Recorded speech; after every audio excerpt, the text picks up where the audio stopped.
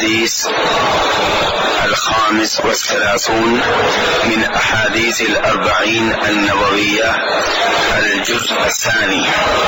إن الحمد لله نحمده ونستعينه ونستغفره ونعوذ بالله من شرور أنفسنا ومن سيئات أعمالنا. من يهده الله فلا مضل له ومن يضلل فلا هادي له. أشهد أن لا إله إلا الله وحده لا شريك له وأشهد أن محمدا عبده ورسوله. أما بعد فإن خير الحديث كتاب الله وخير الهدي هدي محمد صلى الله عليه وسلم وشر الأمور محدثاتها وكل محدثة بدعة وكل بدعة ضلالة وكل ضلالة في النار. عن أبي هريرة رضي الله عنه قال قال رسول الله صلى الله عليه وسلم لا تحاسدوا ولا تناجشوا ولا تباغضوا ولا تدابروا أو كما قال صلی اللہ علیہ وسلم. میرے بھائیوں، درس کے شروع میں جو حدیث میں نے عربی میں پڑھی ہے، اس حدیث کو بنیادی طور پہ امام مسلم رحمہ اللہ نے اپنی حدیث کی کتاب میں درج کیا ہے، اور بعد میں آنے والے امام نووی رحمہ اللہ نے اس حدیث کو 39 حدیثوں میں شامل کیا ہے جو ان کے نزدیک بہت زیادہ اہمیت رکھتی ہیں اور جنہیں انہوں نے ایک کتاب میں جمع کر دیا ہے جس کا نام رکھا ہے الاربعین. اس حدیث کا پہلا حصہ اس کی وضاحت میں کل کر چکا ہوں کہ لا تحاسدوا، ایک دوسرے سے حسد نہ کرو. اس کے بعد نبی علیہ الصلوۃ والسلام فرماتے ہیں ولا تناجشوا، ایک دوسرے سے نجش نہ کرو. نجش عربی زبان کا لفظ ہے. نجش کسے کہتے ہیں؟ نجش کا معنی کیا ہے کہ کہیں پہ بولی لگ رہی ہے، کسی چیز کی نیلامی ہو رہی ہے، کوئی آدمی اپنی چیز بیچ رہا ہے سب کے سامنے اور سب سے کہہ رہا ہے کہ اس کی قیمت لگاؤ، میں اس کو بیچنا چاہتا ہوں. قیمت لگ رہی ہے اور وہاں پہ ایک آدمی ایسا ہے جو بولی میں اضافہ کر رہا ہے، قیمت میں کو بڑھا رہا ہے، اور نیت اس کی یہ نہیں ہے کہ میں خریدوں. نیت اس کی یہ ہے کہ جو آدمی خریدنے کے لیے آیا ہوا ہے یہ خرید نہ سکے، یا اس کی نیت یہ ہے کہ جو بیچنے والا ہے اس کو منافع زیادہ سے زیادہ ملے، اس لیے وہ قیمت بڑھا رہا ہے، چاہتا ہے قیمت بڑھتی چلی جائے، اور اس نے وہ چیز خریدنی نہیں ہے. قیمت بڑھانے کا سبب بن رہا ہے، چیز خریدنے کا ارادہ نہیں ہے. اس کا نام ہے نجش. یہ دھوکہ دینے کے مترادف ہے. ان لوگوں کو دھوکہ دے رہا ہے جو خریدنے کے لیے آئے ہوئے ہیں، ان کو نقصان پہنچا رہا ہے. مثلا کہیں پہ سائیکل بک رہا ہے، کسی آدمی نے اس کی بولی لگائی کہ میں 100 ریال میں خریدنے کے لیے تیار ہوں. جب معاملہ طے ہونے لگتا ہے یہ کہتا ہے میں 200 ریال میں خریدنے کے لیے تیار ہوں. کیا یہ خریدنا چاہتا ہے؟ نہیں. اب وہ آدمی جو خریدنا چاہ رہا تھا 100 ریال میں خریدنے کے لیے تیار تھا، اور اس کے بعد کوئی اور بولی لگانے والا نہیں تھا. اب اس نے بولی لگائی ہے اور اس نے کہہ دیا 200 ریال. اب وہ بیچارہ چلا گیا ہے، اس کو نقصان پہنچانے والا کون ہے؟ یہ ہے. یا وہ بہت زیادہ مجبور تھا، یہ چیز خریدنا اس کی مجبوری تھی، تو وہ 200 ریال میں خرید لیتا ہے تو 100 ریال اسے نقصان ہوا ہے اس کی وجہ سے. اس لیے نبی علیہ السلام کیا فرما رہے ہیں؟ لا تناجشوا، اس لیے کسی چیز کی قیمت نہ لگاؤ کہ اس کی قیمت بڑھ جائے اور خریدنے والے کو نقصان ہو یا بیچنے والے کو فائدہ ہو. اس اس کے بعد فرماتے ہیں نبی علیہ الصلوۃ والسلام ولا تباغضوا، ایک دوسرے سے بغض نہ رکھو۔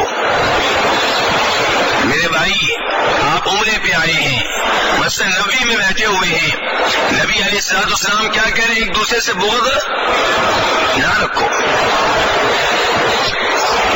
کوئی بھی مسلمان ہو اس کے بارے میں آپ کے دل میں بغض نہیں ہونا چاہیے، چاہے رشتہ دار ہو، چاہے محلہ دار ہو، چاہے کاروبار میں آپ کا ساتھی ہو، چاہے آفس میں آپ کے ساتھ کام کرنے والا ہو، چاہے عمرے میں آپ کے ساتھ آیا ہو۔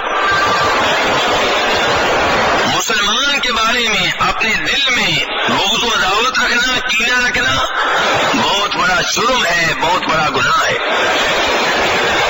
کتنا بڑا جرم ہے اس کا اندازہ آپ اس حدیث سے لگائیں جسے جناب ابو ہریرہ رضی اللہ تعالیٰ عنہ روایت کرتے ہیں، اور امام مسلم نے اسے اپنی صحیح میں جگہ دی ہے کہ فرمایا نبی علیہ الصلوۃ والسلام نے تفتح ابواب الجنہ یوم الاثنین و یوم الخمیس، کہ ہر سوموار ہر جمعرات جنت کے دروازے کھول دیے جاتے ہیں۔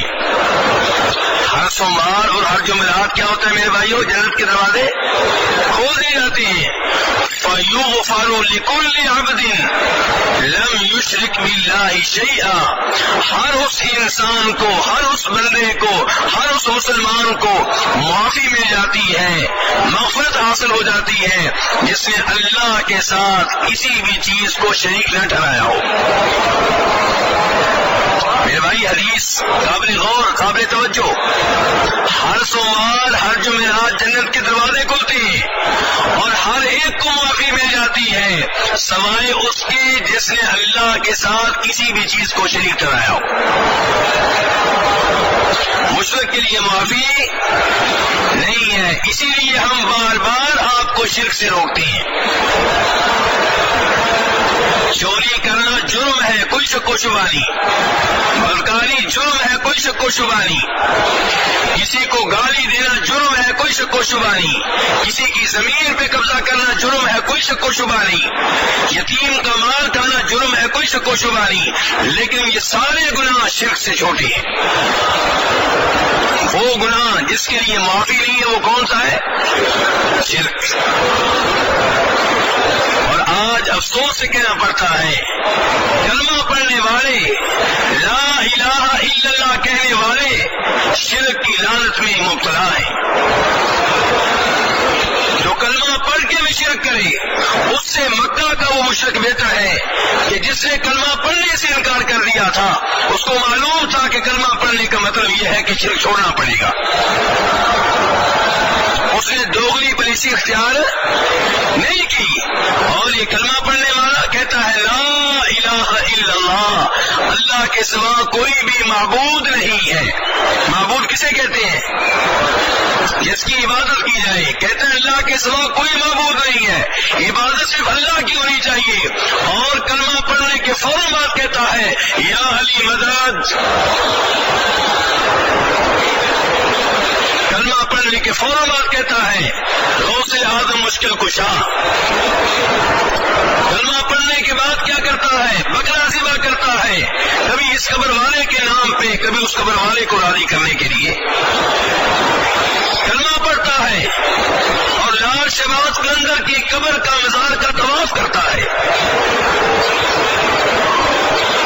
کلمہ پڑھتا ہے، اور نبی علیہ السلام کی قبر پہ آ کے آپ کو مخاطب کرتا ہے، آپ کو پکارتا ہے، آپ سے مانگتا ہے، کوئی شفا مانگ رہا ہے بیٹے کے لیے، کوئی اللہ سے بیٹا مانگ رہا ہے، کوئی رزق مانگ رہا ہے، کوئی شفاعت مانگ رہا ہے۔ شفاعت مانگنے والے تو اپنے آپ کو سمجھتا ہے کہ میں توحید کے اوپر ہوں، تو بھی غلطی کر رہا ہے۔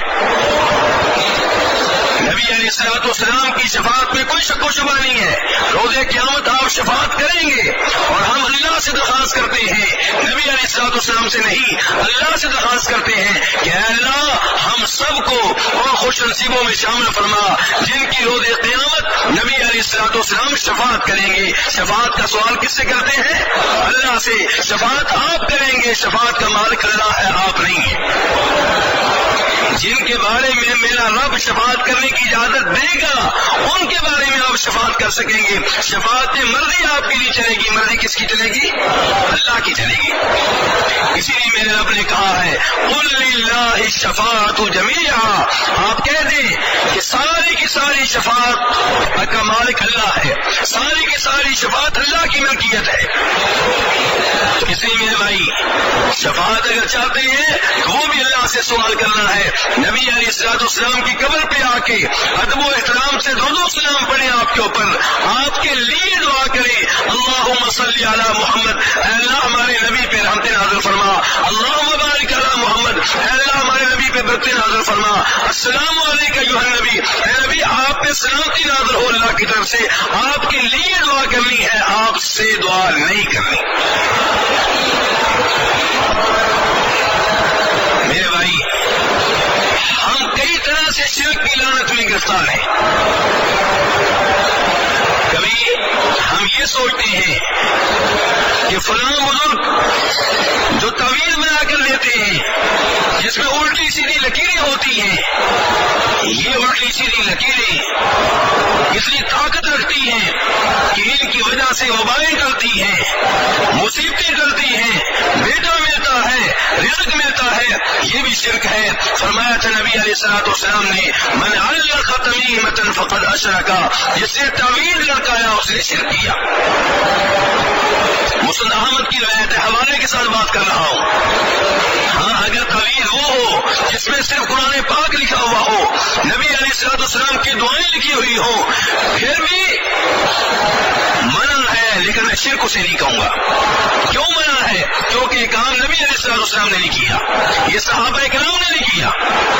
कुरान पाक में शिफा है, कोई शक व शुबा नहीं है। वनुनज़्ज़िलु मिनल कुरानि मा हुवा शिफा, कुरान पाक में शिफा है, लेकिन कुरान पाक से शिफा मिलती है जब पढ़कर दम किया जाए, तवीज़ लटकाने से शिफा नहीं मिलती।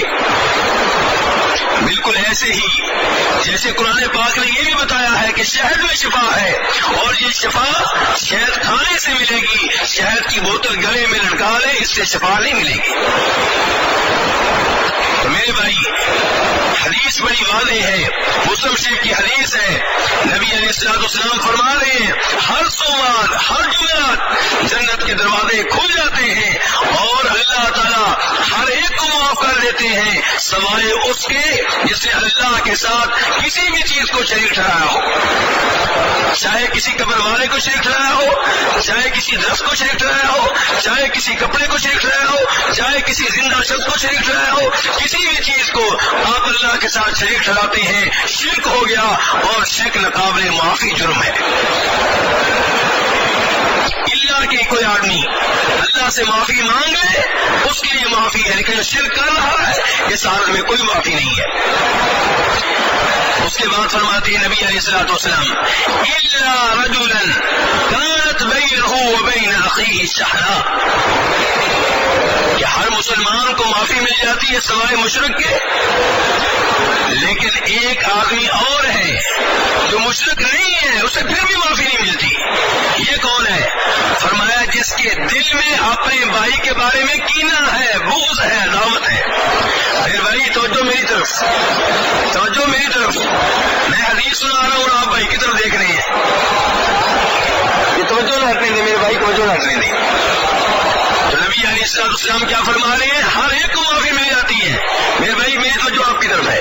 नबी अलैहिस्सलाम फरमा रहे हैं हर एक को माफी मिल जाती है सवाए उसके जिसके दिल में अपने भाई के बारे में क्या हो, कीना हो, बुग़्ज़ हो, अदावत हो, इसको माफी नहीं मिलती। आवाज आती है फयुक़ाल अंज़िरू हाज़ैनी, इन दोनों का मामला लेट कर दो, मुअख़्ख़र कर दो, इनको भी माफी नहीं देनी। हत्ता यस्सलिहा, जब तक ये आपस में सुलह सफ़ाई न कर ली, जबकि इनके दिल एक दूसरे के बारे में साफ न हो जाए, उस वक्त तक इन दोनों को माफी नहीं मिलेगी। इसीलिए नबी अलैहिस्सलाम क्या फरमा रहे हैं उस हदीस में, इसके ऊपर मैं आज दर्स दे रहा हूं, ला तबाग़ज़ू, एक दूसरे से बुग़्ज़ न रखो। तो मेरे بھائی ہمارے دل اپنے مسلمان بھائیوں کے معاملے میں صاف ہونے چاہیے. چھوٹی موٹی غلطی ہر ایک سے ہو سکتی ہے. ہو سکتا ہے اس نے کبھی آپ کا دل دکھایا ہو سکتا ہے اس نے کبھی آپ کو کوئی گالی دے دی ہو, تو یہ چیزیں نظر انداز کر دینی چاہیے اللہ کے لیے. آپ کسی کو معاف کریں گے تو اللہ آپ کو معاف کرے گا.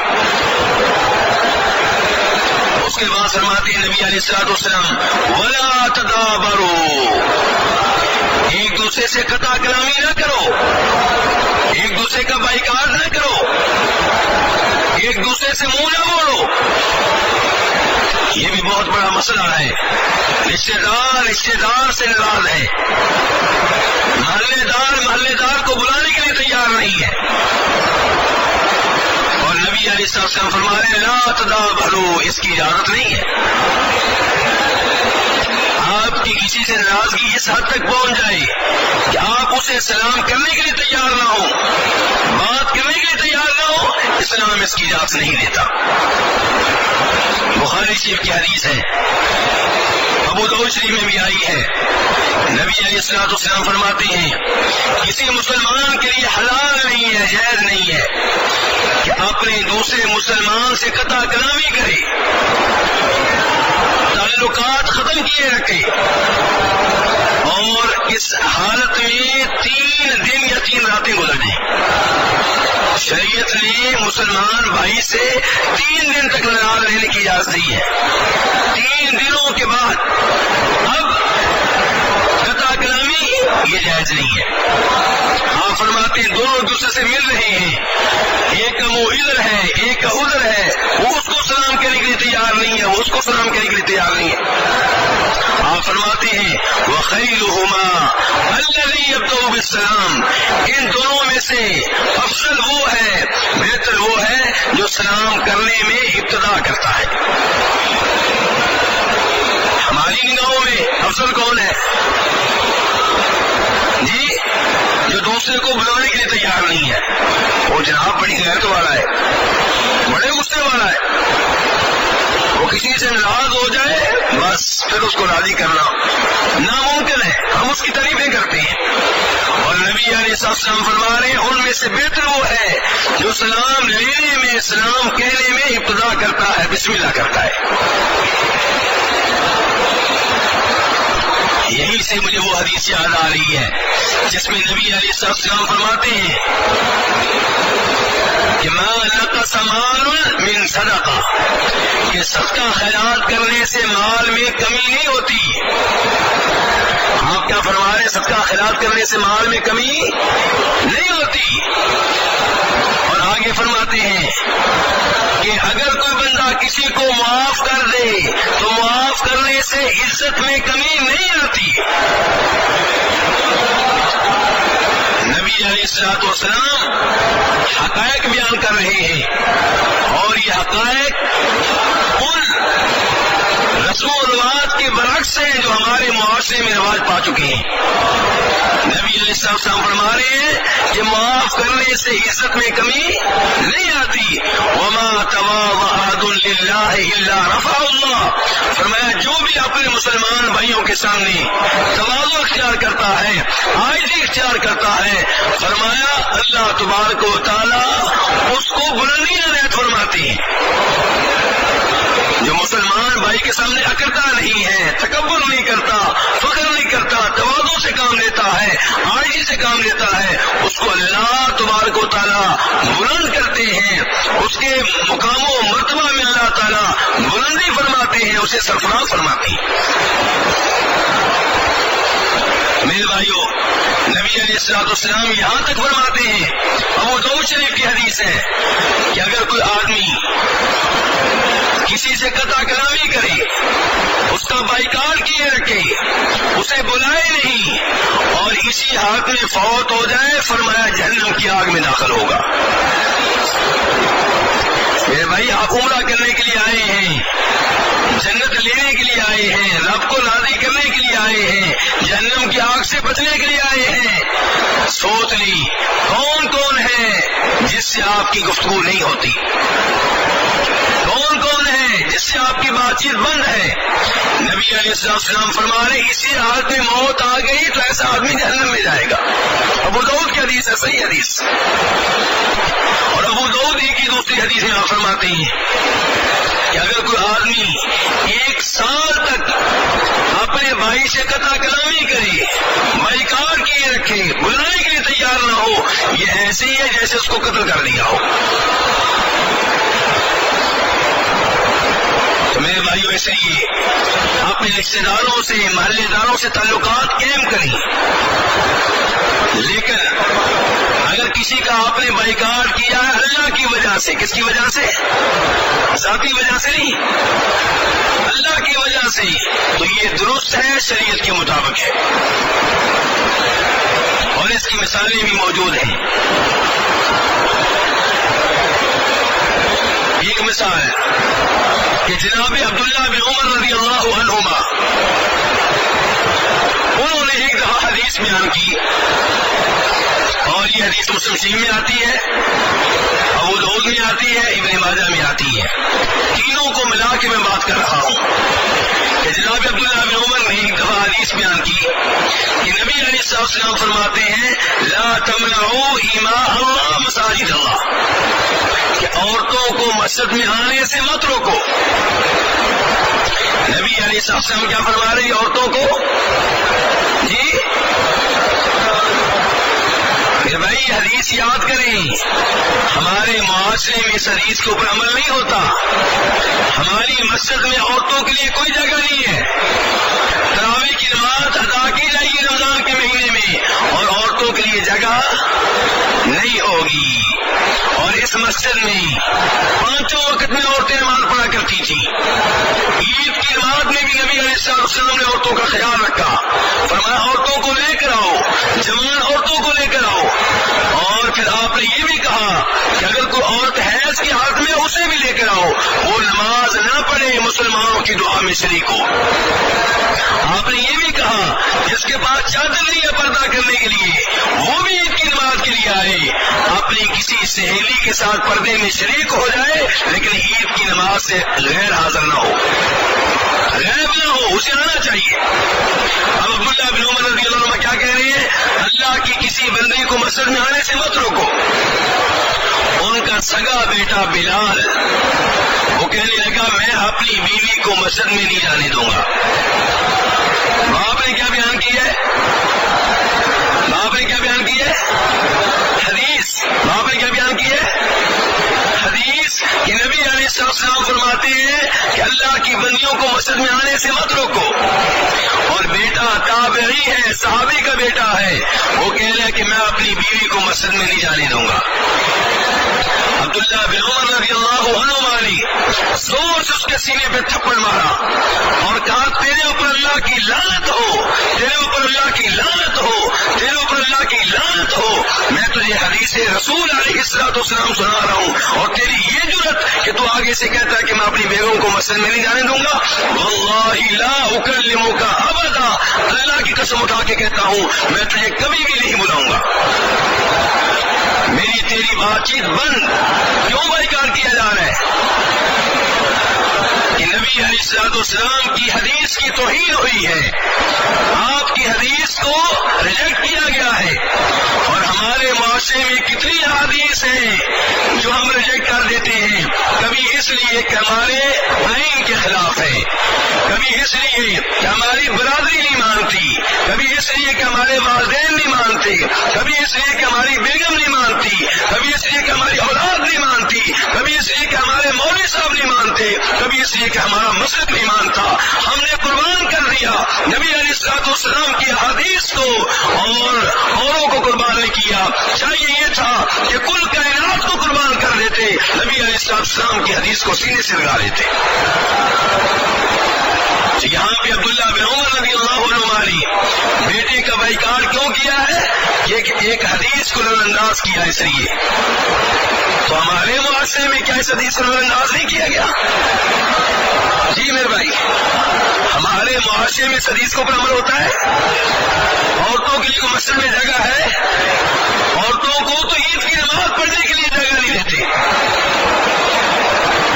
جبکہ نبی علیہ السلام نے جب عید کی نماز پڑھی، خطبہ دیا، پھر عورتوں کے پاس الگ آئے کیونکہ لاؤڈ اسپیکر نہیں ہوا کرتا تھا، عورتوں کو الگ خطبہ دیا کیونکہ ان کے پاس پہلے آواز نہیں آ رہی تھی، انہیں الگ خطبہ دیا، اتنا اہتمام کیا عورتوں کا۔ تو میرے بھائیوں، اگر کسی کا بائیکاٹ دین کی وجہ سے ہے، اللہ کی وجہ سے ہے، تو اس کی گنجائش نکلتی ہے، اس کی اجازت ہے۔ مسلم احمد میں ایک روایت اور آتی ہے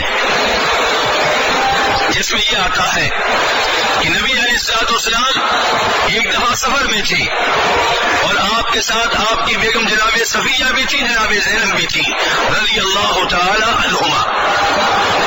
جناب صفیہ کا اونٹ بیمار ہو گیا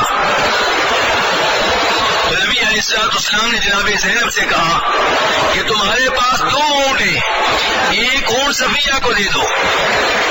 میرے بھائی بات توجہ سے، کیا کہہ رہے ہیں آپ؟ تمہارے پاس 2 اونٹ ہیں، ایک اونٹ کس کو دے دو؟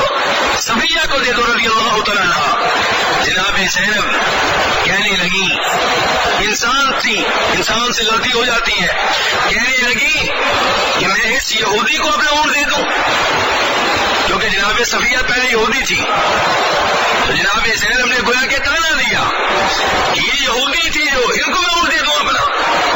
نبی علیہ السلام ناراض ہوئے، اتنا ناراض ہوئے کہ کئی مہینے ان سے ناراض رہے۔ اس حدیث میں جناب زینب کہتی ہیں کہ حتیٰ کہ میں مایوس ہو گئی، میں سوچنے لگی کہ نبی علیہ السلام اب مجھے نہیں بلائیں گے، مجھ سے تعلقات نہیں رکھیں گے۔ میں نے اپنا بوریا بستر لپیٹ لیا، پھر ایک دن دوپہر کے وقت دیکھتی ہوں کہ نبی علیہ السلام کا سایہ میری طرف بڑھ رہا ہے۔ کیا بڑھ رہا ہے جی؟ نبی علیہ السلام کا سایہ میری طرف آ رہا ہے۔ اس حدیث سے عقیدے کا مسئلہ بھی حل ہو گیا کہ آپ کا سایہ تھا، آپ کا سایہ تھا، اور جو بشر ہوگا اس کا سایہ کیوں نہیں ہوگا؟ نبی علیہ السلام مقام و مرتبہ کے لحاظ سے سب سے افضل، سب سے اعلیٰ، سب سے مقدس، سب سے محترم، لیکن ہیں بشر، اور یہی آپ کی شان ہے کہ بشر ہو کے اتنے عظیم کام کیے، فرشتے ہو کے، نوری ہو کے، اگر لمبی لمبی نمازیں پڑھ لیتے تو کیا کمال تھا؟ فرشتہ تو تھکتا ہی نہیں، فرشتے کو بھوک نہیں لگتی، فرشتے کو پانی کی ضرورت نہیں ہے، روزے جتنے بھی رکھ لے کوئی کمال نہیں ہے۔ کمال یہ ہے کہ بشر ہو کے اتنے نفلی روزے، بشر ہو کے اتنا جہاد، بشر ہو کے اتنی لمبی نمازیں کہ پاؤں سوج جاتے ہیں، یہ آپ کا کمال ہے۔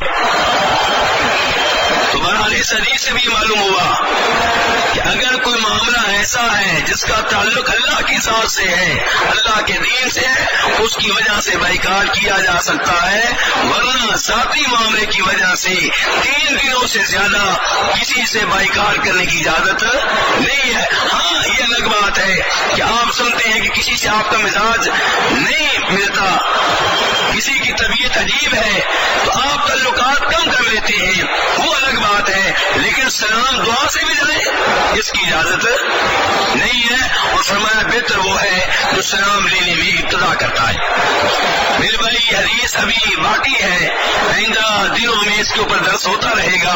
اب میں آپ کے سوالوں کی طرف آتا ہوں، کل کے بھی سوال ہیں، آج کے بھی سوال ہیں، ان کا جواب دینے کی کوشش کرتا ہوں۔ اللہ تبارک تعالیٰ دین سمجھنے کی توفیق عنایت فرمائے۔